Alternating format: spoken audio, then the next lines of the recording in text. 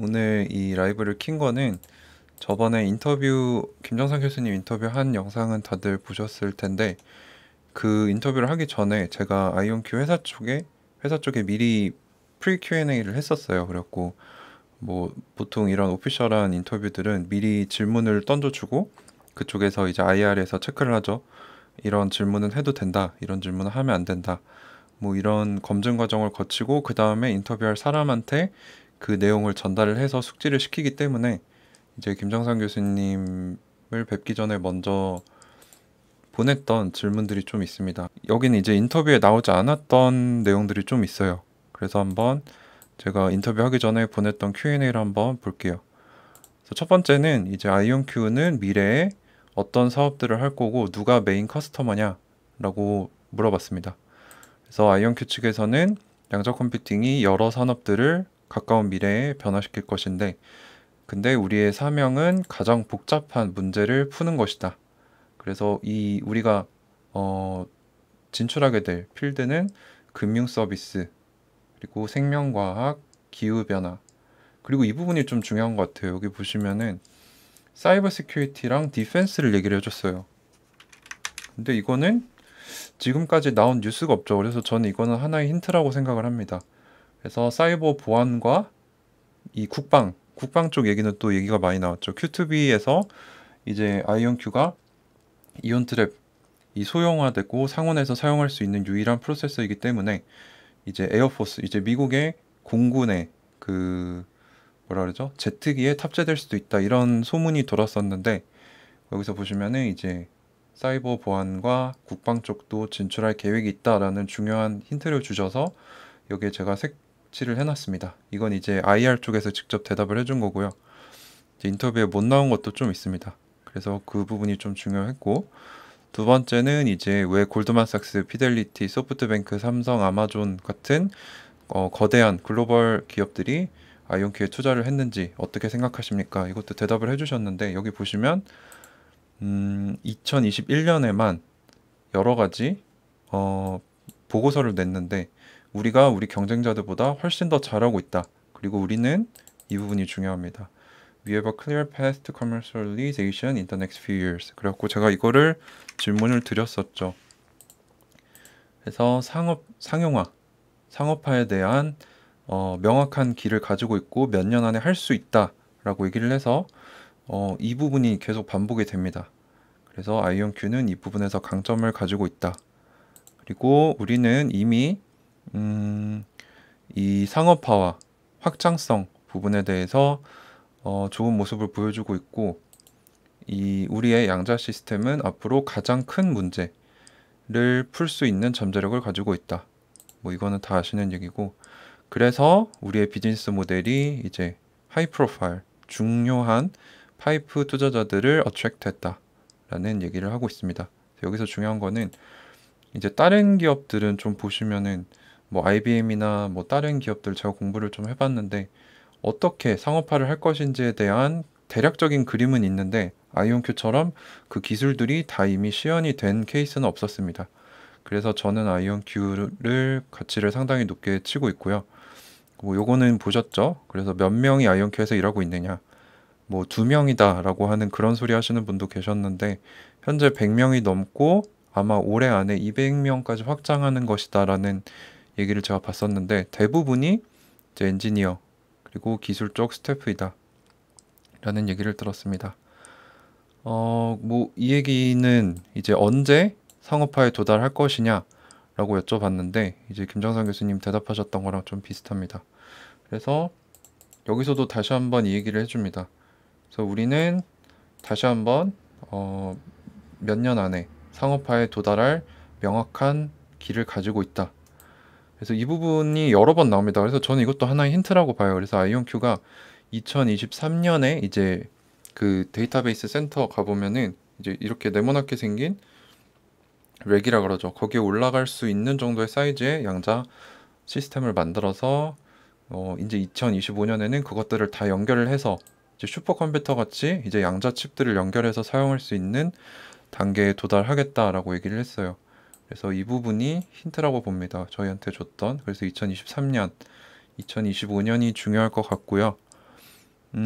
그리고 제가 또 여쭤봤던 게 아이온큐의 양자 기술이 얼마나 큰 영향을 우리 세계에 줄 것인가 라고 했더니 이제 여기에 매크로 이코노믹 리스크를 모델링하는 글로벌 경제를 모델링할 수 있게 되고 기후변화 이 얘기도 이제 힌트로 나왔던 거죠. 그래서 보시면은 얼마 전에 현대차랑 협업을 했죠.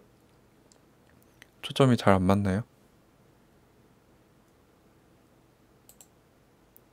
그래서 현대차랑 협업했던 이유 중에 하나가 이제 포스트 리튬, 리튬을 주로 사용하는 배터리 이후의 것들, 그리고 전고체까지도 바라보면서 이제 그 좀 더 환경 친화적인 물질로 배터리를 만들겠다.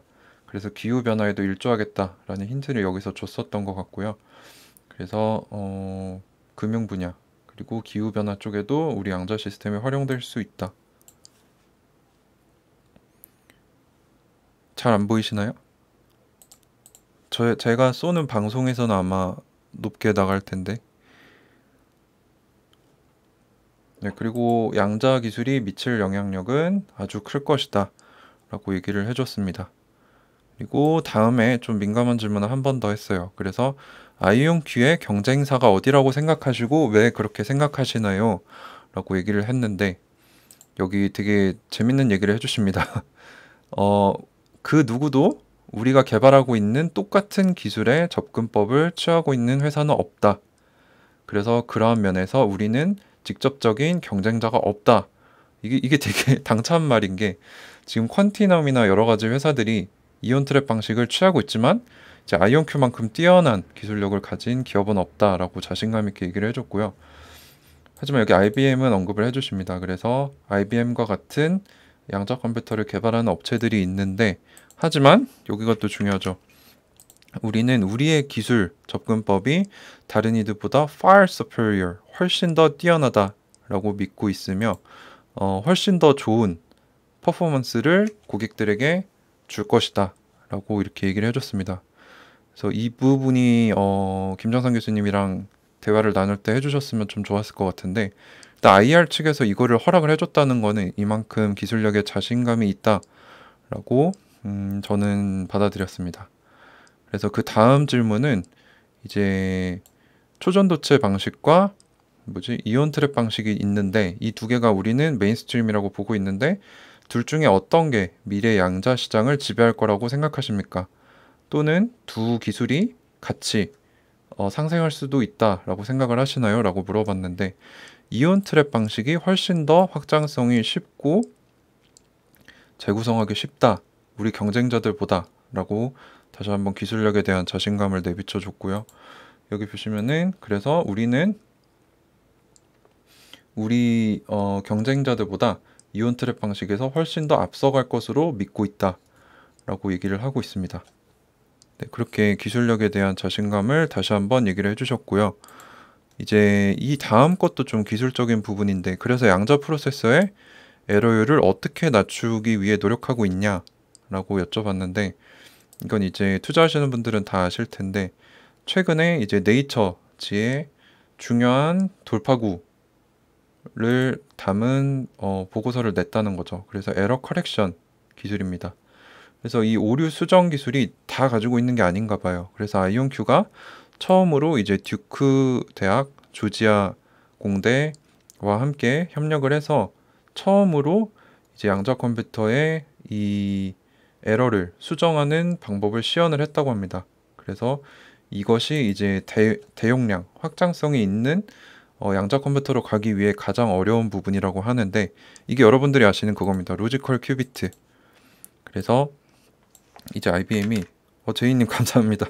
이런 거 안 주셔도 되는데 아이온큐를 한 주 더 사시지 그러셨어요. 감사합니다. 여기 보시면은 이제 논리 큐비트와 물리 큐비트가 있습니다. 이제 IBM이 얼마 전에 127 큐비트 프로세서인 이글을 출시를 했는데 거기서 127은 여기서 말하는 정보를 가지고 있는 의미 있는 큐비트가 아니고요. 그거를 포함하고 이제 물리 큐비트, 이제 의미가 없는 에러 커렉션에 사용되는 물리 큐비트의 숫자를 얘기하는 것으로 저는 파악을 했습니다. 기자들 역시 그렇게 얘기를 하고 있고요. 그래서 이 로지컬 큐비트라는 걸 우리는 당연하게 생각하고 있는데 업계에서는 당연한 게 아닌 것 같아요. 그래서 이 여러 가지 큐비트들을 데리고 가서 그 중에 하나 의미 있는 큐비트를 시연하는 이 논리 큐비트를 시연했다는 게 큰 의미가 있다라고 얘기를 하셨고요. 그래서 단순히 이 정보를 안전하게 담고 운송하는 것뿐만 아니라 이 로지컬 큐비트가 내결함성을 갖춰야 된다. fault tolerant 해야 한다. 그래서 그 부분에 대해서 기술력 개발을 계속하고 있고요. 그래서 양자 컴퓨팅에 있어서 품질과 오류 수정 면에서 우선순위를 두고 개발을 하고 있다라고 얘기를 해줬습니다. 그래서 뭐 에러율, 오류를 줄이는 부분에 대해서도 모니터링을 좀 해야 될 것 같고요. 그리고 이제 블록체인 쪽에 대해서도 물어보신 분이 계셨어요. 그래서 아이온큐의 양자 컴퓨터가 채굴을 시작한다면 슈퍼컴퓨터보다 얼마나 더 빠르게 채굴을 할 수 있을까요? 라는 좀 뜬금없는 질문을 좀 드리긴 했는데, 그래서 뭐라고 대답했냐면은 직접적인 대답은 안 해주셨어요. 그래서 암호화폐 채굴 분야, 양자 컴퓨터를 활용하는 분야에 대해서는 아직 연구 중이고 리서치가 더 필요하다 라는 얘기를 해주셨고요. 그래서 이 부분에 대해서는 이제 인터뷰에 나오지 않았지만 좀 어조가 다릅니다. 이제 김정상 교수님은 조금 중립적인 입장을 보여주시려고 노력을 했는데, 이제 IR 측에서 줬던 대답을 보면은 자꾸 이제 상업화 몇 년 안에 꼭 할 거다라는 얘기를 했고, 여기서 이제 말씀드렸다시피 사이버 보안과 국방 쪽도 진출할 생각이 있고, 이 당사가 생각하기에는 다른 회사들보다 본인들이 훨씬 더 기술력이 뛰어나다라는 얘기를 해줬습니다. 그리고 요거는 두 번째 시트인데, 요거는 제가 개인적으로 준비를 했었던 질문이에요. 이제 이게 제가 인터뷰 썰을 좀 풀자면은 저희가 한 2달 전부터 준비를 했잖아요. 제가 그랬고 링크드인으로 지속적으로 이제 CFO인 그 토마스 크레이머 아저씨랑 계속 연락을 하고 있는데, 제가 처음 인터뷰해도 되냐라고 물어봤는데 상당히 좋게 대답을 해줬어요. 그래갖고 한번 진행해보자 했는데 2달이나 걸렸습니다. 이렇게 기업 인터뷰하는 게 쉽지가 않더라고요. 그리고 직접적으로 제가 뭐 인터뷰할 김정상 교수님이랑 연락을 취한 게 아니고 중간에 이제 그런 커스터머 릴레이션 이런 거를 조정해주는 업체가 있더라고요. 거기 있는 분이랑 연락을 하다 보니까 줌 들어가서 녹화를 하려고 하는데 뭐 호스팅 권한도 없어가지고 중간에 들어와서 막 도와주고, 중간에 뭐 제 화면 초기화돼가지고 스폰지밥으로 바뀌고 막 여러 가지 어려움들이 많았습니다. 근데 중간에 저는 당연히 김정상 교수님이 이제 인터뷰 질문을 다 보셨고 그 외에 질문을 해도 되는 줄 알았는데, 전날에 제가 물어보니까 기존에 상의되지 않은 질문은 하면 안 된다라고 얘기를 해주더라고요. 그래서 혹시나 제가 얘기를 했는데 이제 김정상 교수님이 잘못 말씀해 주시면 저희 둘 다한테 해가 가기 때문에, 그래서 제가 혹시나 기회가 될까 싶어가지고 제가 진짜 물어보고 싶은 질문들을 여기에 모아놨어요. 비트님 감사합니다.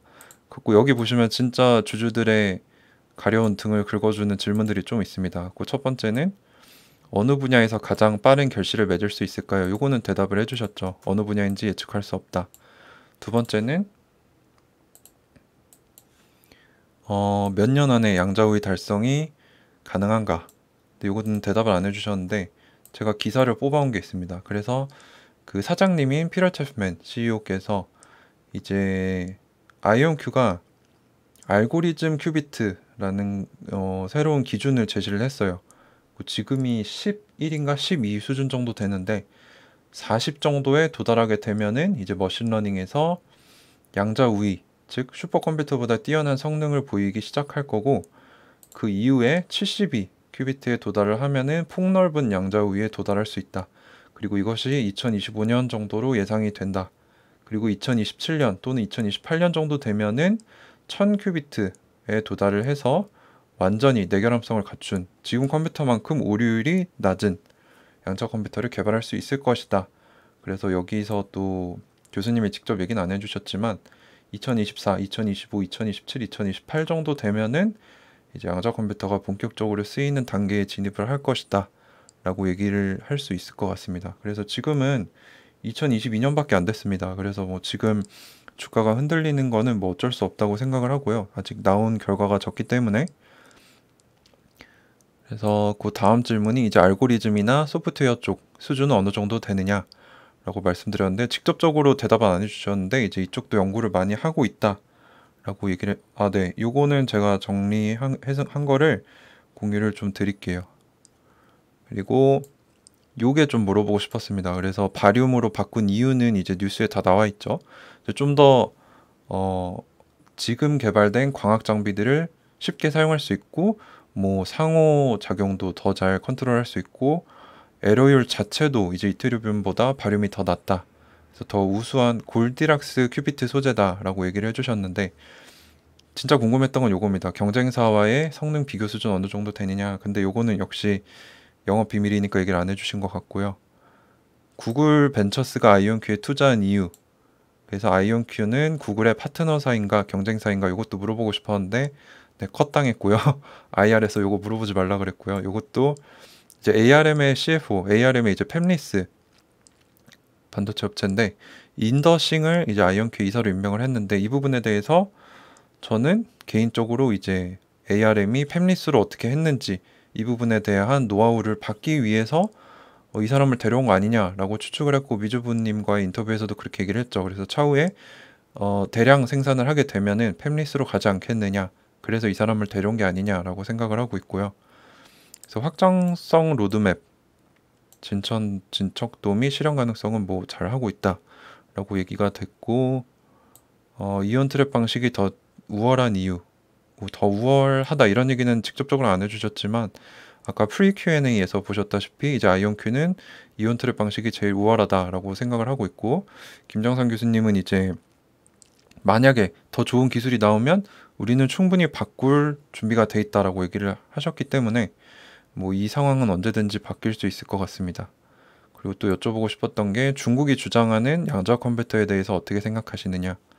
그리고 또 이것도 궁금했습니다. 그래서 김정상 교수님이 827만 주를 가지고 계세요. 4% 이상을 가지고 계신 대주주가 좀 안 되시는데 그래서 본인이 만약에 투자자로서 본다면 아이온큐는 어떤가 그걸 여쭤보고 싶었고 10번은 이제 말씀을 드렸죠. 그래서 이제 지금 뭐 그 성균관대에 있는 큐센터 이제 양자정보지원센터에서 여러 가지 활동을 하고 계세요. 그래서 아이온큐와도 연계를 해서 뭐 여러 가지 워크숍도 하고 이것저것 많이 하고 있는데 그런 부분에서 이제 대한민국에 대한 애국심이 깊으신 것 같아요. 그래서 이 부분에 대해서 참 감사하다라고 얘기를 드렸고 저희가 응원하고 있으니 힘내시면 좋겠다. 건강하세요라고 얘기를 했고 저희가 이제 종이 쪼가리로 주식을 여기는 게 아니고 이제 아이온큐가 장기적으로 잘 자랄 수 있게 든든한 버팀목이 되어드리겠다라고 얘기를 했습니다. 서병준님 감사합니다. 그래서 여기에 제가 인터뷰할 때 안 까먹으려고 뭐 이것저것 정리도 해놨습니다. 김정선 교수님 이력 그리고 차세대 아이온큐 바륨 여기 보시면은 이제 11큐비트는 이미 클라우드 쪽에서 쓰고 있는데 이제 다음 이게 32큐비트죠. 근데 요거는 아직 클라우드에 올라오지 않았는데 프라이빗 클라우드에 올라가서 아마 골드만삭스랑 피델리티가 쓰고 있는 것으로 알고 있고요. 그 다음에 요게 이제 바륨으로 바꾼 거는 지금 단계가 이미 조립이 된 상태다. 그래서 이것도 아마 올해 상반기였나요? 제가 정확히 기억이 안 나는데 올해 나온다고 얘기가 나왔었고 흥미로운 점이 차세대의 그 다다음 버전까지 이미 조립이 됐고 이미 만들고 있고 그 다음 거까지 이미 디자인이 돼 있다. 그러니까 이게 아마도 이제 슬슬 렉에 마운팅 될 수 있는 소형 시스템이 나오고 그거를 결합할 수 있는 그 단계까지 이미 디자인이 되고 만들어지고 있는 게 아닌가라고 추측을 한번 해볼 수 있고요. 그래서 2021년에 현재 알고리즘 큐비트 기준으로는 22까지 왔다. 근데 한 2024년 정도에 35에서 40에 도달을 하면은 이제 머신러닝에서 양자 컴퓨터가 슈퍼컴퓨터를 이기는 양자 우위에 도달을 하고 2025년에 대량 생산에 들어가고 2025년 말에 이제 신소재 그리고 최적화 쪽에서도 양자 우위를 보여주고 2028년에 되면은 이제 알고리즘 큐비트가 1000이 넘어가면서 내결함성을 갖춘 오류율이 낮은 진짜로 쓸만한 양자 컴퓨터가 나온다는 거죠. 그래 여기서는 화학 분야 그리고 최적화도 더 뛰어나게 된다는 얘기입니다. 그리고 여기 보시면은 바륨으로 왜 바꿨느냐 더 높은 근본적인 게이트 충실도 에러 커렉션이 없어도 99.98%나 된다. 그래서 에러 커렉션 기술이 이태리움보다 덜 필요하다라는 얘기고요. 그리고 레이저를 좀 더 쉬운 난이도로 쓸 수 있다. 그래서 기존의 광학 장비들도 쓸 수 있다. 아시는 분이 계신지 모르겠는데 원래 김정상 교수님은 광학, 포토닉스 옵틱스, 광자 광학 권위자입니다. 그래서 아마 크리스 먼로 교수님이 이온 트랩 쪽 하고 계실 때 김정상 교수님을 초빙을 하셨겠죠. 이제 그 이온을 다루려면은 이 레이저 기술이 필요하기 때문에 김정상 교수님을 데려오셔서 파트너링 하신 게 아닌가 싶고요. 네, 그렇습니다. 뭐 요거는 제가 또 쉐어를 해드릴게요. 그래서 여기 보시면은 1000큐비트 이상으로 가면은 제가 아까 빼먹은 게 이제 확장성을 이루는 단계가 처음에는 한 개의 단일 칩에서의 집적도를 높이는 겁니다. 그래서 하나의 칩의 성능을 늘린 다음에 멀티코어로 간다는 거죠. 그 칩 안에 여러 가지 코어를 넣어서 더욱더 성능을 좋게 만들고 이제 그 칩들을 모듈러 시스템으로 이렇게 하나하나 해가지고 이거를 옵티컬 스위치라는 걸로 연결을 한다. 그래서 모듈러 시스템으로 만들어서 1000큐비트를 넘어가겠다. 근데 이게 마치 지금 기존 컴퓨터가 걸어온 역사와 비슷하다라는 비유로 설명을 해주셨습니다.